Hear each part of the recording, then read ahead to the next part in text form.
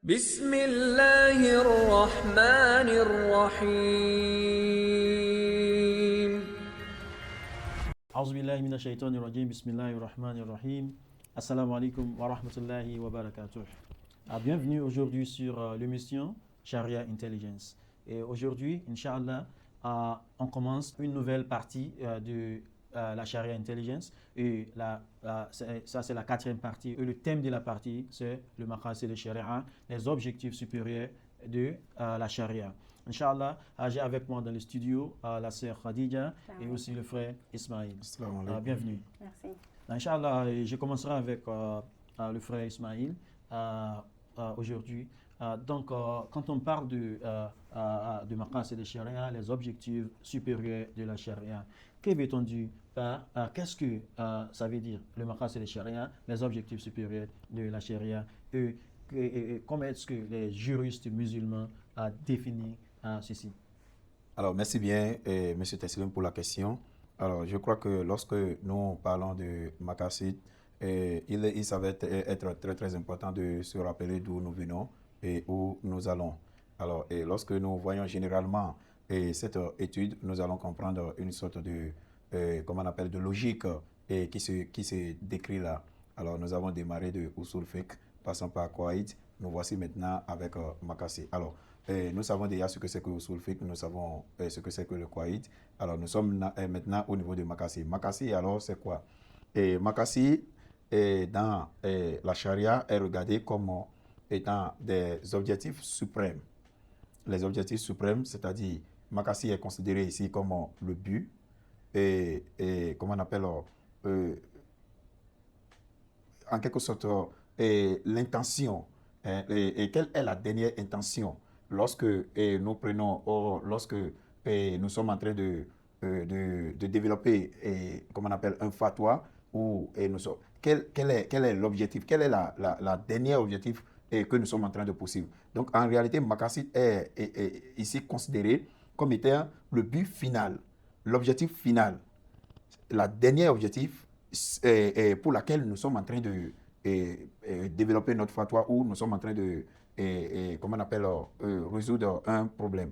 Alors, c'est ça que je vais vous faire comprendre par la définition de maqasid. Alors, pour mieux comprendre la définition de maqasid, il faut comprendre que maqasid est considéré ici comme la dernière destination. Et lorsque la voiture, comme on l'avait décrit avec l'histoire de Usul Fiqh et de Qawaid, lorsque la voiture est là, et on a dit que Usul Fiqh est considéré comme étant la voiture avec les manuels, et le Qawaid est considéré comme étant les codes et les codes routiers qui sont là pour garder, pour vous orienter lorsque vous allez vers où. Alors là où vous allez maintenant tomber, là où vous allez, votre destination paradisiaque est ce que nous appelons ici le maqasid dans la charia musulmane. C'est-à-dire que nous sommes à toute cette voie et tous ces contours. Où est-ce que nous allons? Nous allons vers, nous avons un objectif, nous avons un but, nous avons, comment on appelle, ce très grande intention qui nous attend et c'est là que nous voulons aboutir. C'est ça que nous appelons ici maqasid, la dernière destination. Et quel genre de destination? La plus bonne destination. Alors, maqasid également, vous pouvez voir maqasid comme étant une boussole dans la carte islamique. Une boussole, c'est-à-dire qui nous aide à, comment on appelle, à savoir prendre ou à venir dans la bonne direction. Donc, c'est comme si c'est une boussole et cette boussole nous conduit vers la plus belle destination. Alors, nous pouvons aussi voir le maqasid comme étant un terrain qui traite avec ce que la charia veut. Mais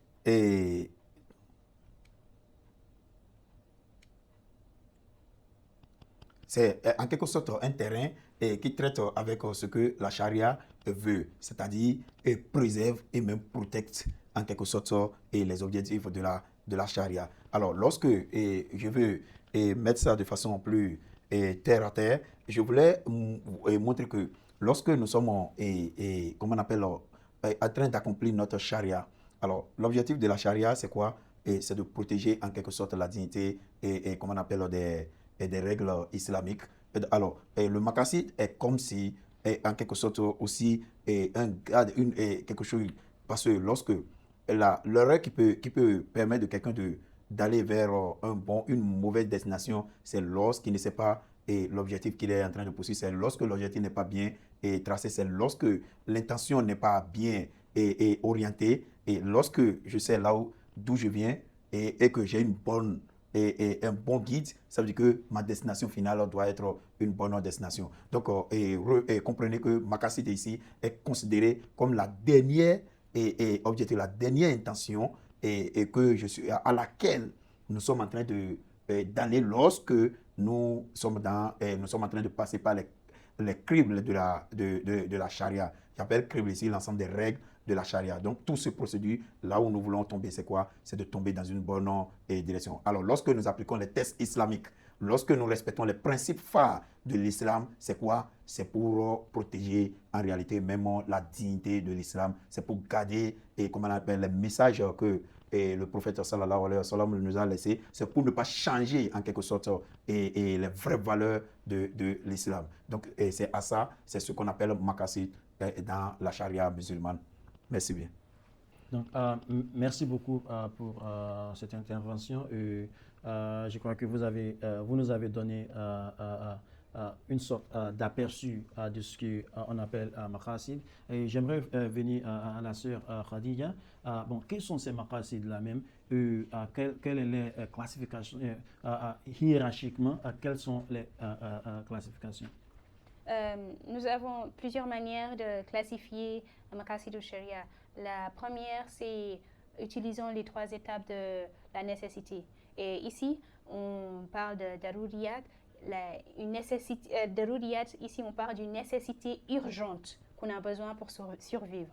Et ensuite, nous avons hajia. Hajia, c'est un besoin. Si on n'a pas, ça emporte des difficultés, mais ce n'est pas une nécessité urgente. Et ensuite, nous avons tarsiniyat. Tarsiniyat, ici, veut dire le luxe, l'ornement de la vie. Et même si on n'a pas ça, ça ne dérange pas vraiment notre vie. Après, il y a aussi la classification thématique sur les jugements. Ici, on parle il y a les jugements généraux, spécifiques et partiels. Ici, on parle de la justice sociale, la famille, l'enfant. Et après cela, la 3e manière de classifier le maqasid, nous avons le nombre de gens qui peuvent être affectés par la situation. Ça peut être global, local, une communauté ou un individu. Ici en arabe, on parle de fardu kifaya et fardu ayn. Et la dernière méthode de classification, ici nous parlons ce qui affecte l'humanité, la justice, la compassion, la paix, la culture et les choses comme ça. Merci beaucoup. Non, merci beaucoup. Donc, il y a différentes manières de faire la classification des maqasid de sharia.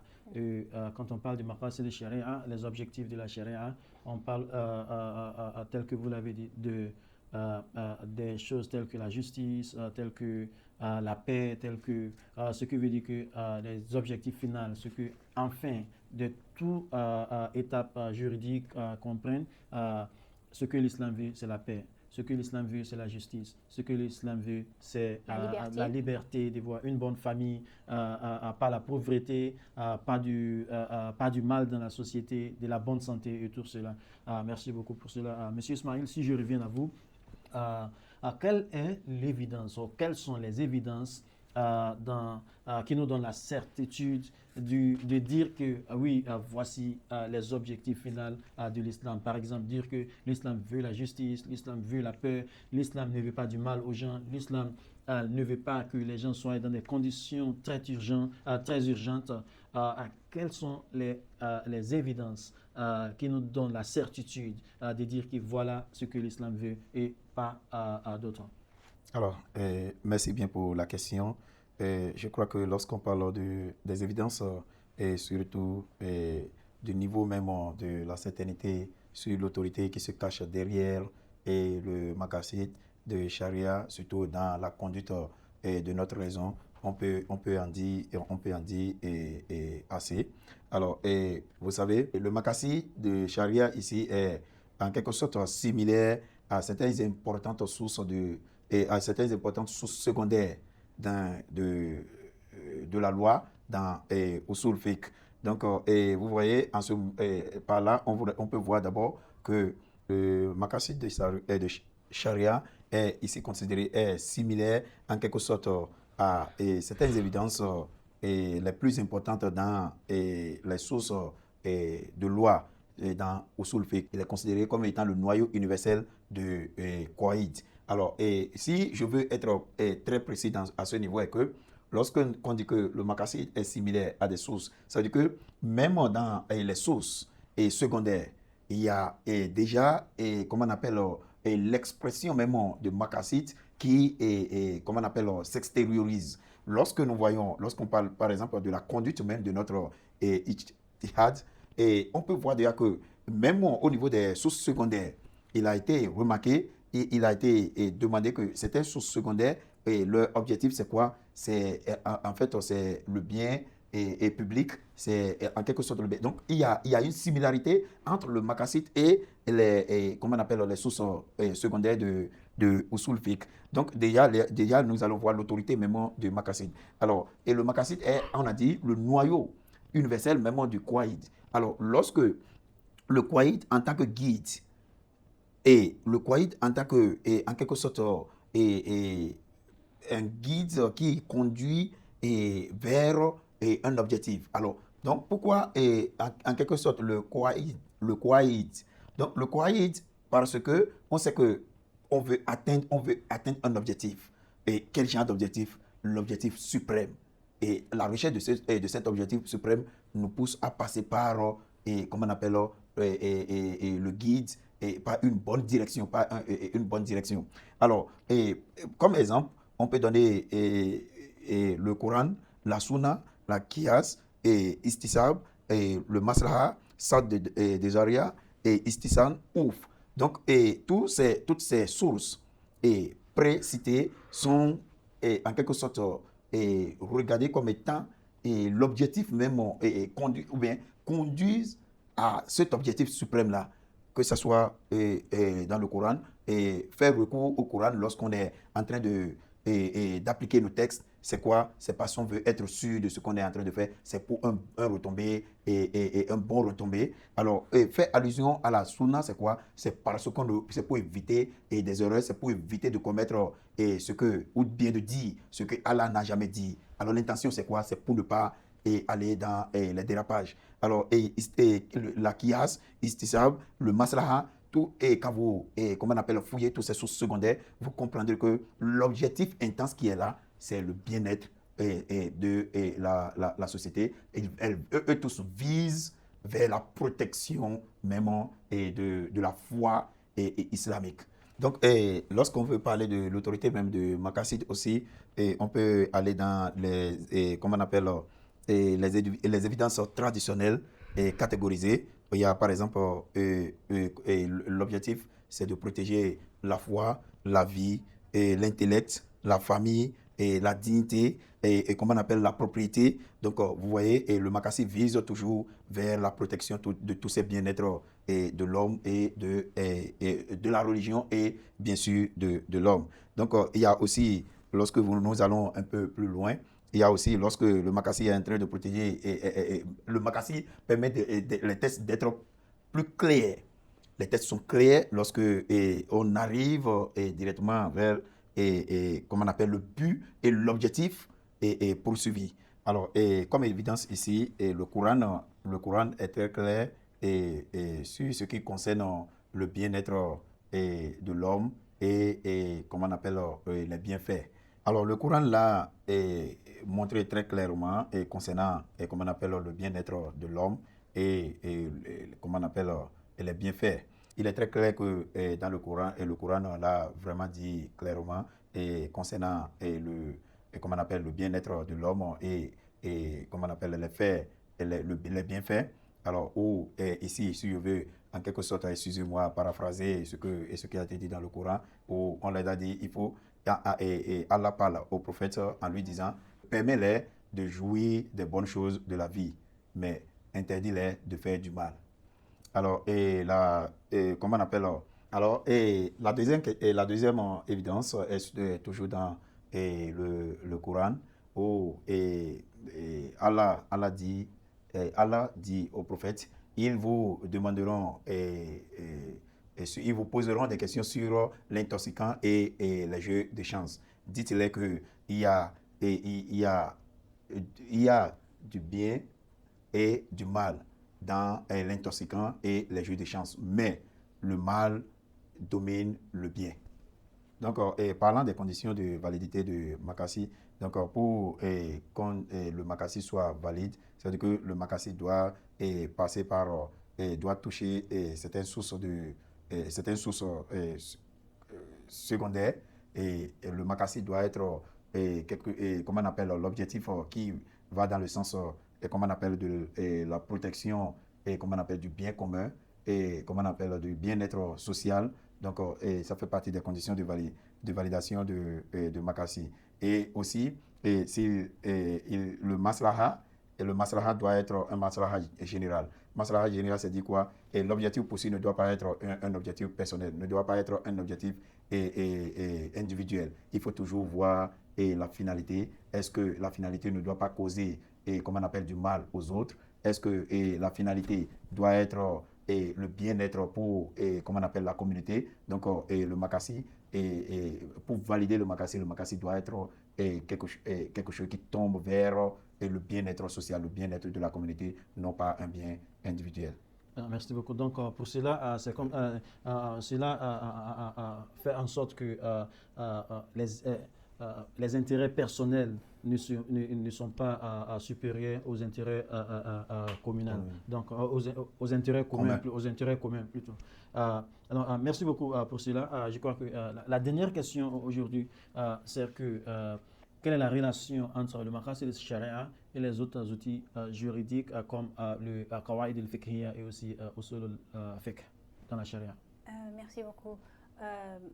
Généralement, le Makassi du Sharia articule le but et l'objectif qui se trouvent dans les sources primaires et secondaires des lois islamiques qui se trouvent dans Usul al-Fiqh, comme le Coran et la Sunna, Ijma, Qiyas. Tout ça, leur dernier but se trouve dans le Maqasid. Et aussi, le Maqasid du Sharia aussi articule le but et l'objectif qui se trouve dans le Qawaid. Pour exemple, quand on parle de l'intention ou la conséquence d'un but, c'est aussi, on parle définitivement du Maqasid. On cherche à trouver la bonne voie. Et même quand on parle de la certitude et la vérité, c'est aussi parmi les buts du Maqasid. Finalement, le Maqasid du Sharia est la dernière filtre que le juriste utilise pour découvrir la vérité. D'abord, on utilise Usul al-Fiqh, les sources primaires, les sources secondaires, ensuite on utilise Qawaid al-Fiqhiyya, et finalement, le dernier filtre, c'est Maqasid al-Sharia. Si tout aligne, nous avons la certitude complète que oui, ceci ou cela est vraiment la vérité. Merci. Donc, la relation, c'est que le Maqasid al-Sharia nous donne une certaineté et une confiance dans l'application du Usul et du Maqasid aussi. Et parce que le Maqasid est comme le guide qui aide à utiliser dans l'application des Usul et le Maqasid aussi. Donc, merci beaucoup, Inch'Allah. On va s'arrêter ici dans cet épisode et on continuera dans l'épisode prochain, Inch'Allah. Merci beaucoup d'être ici aujourd'hui et merci aussi à notre téléspectateur. Assalamu alaikum wa rahmatullahi wa barakatuh.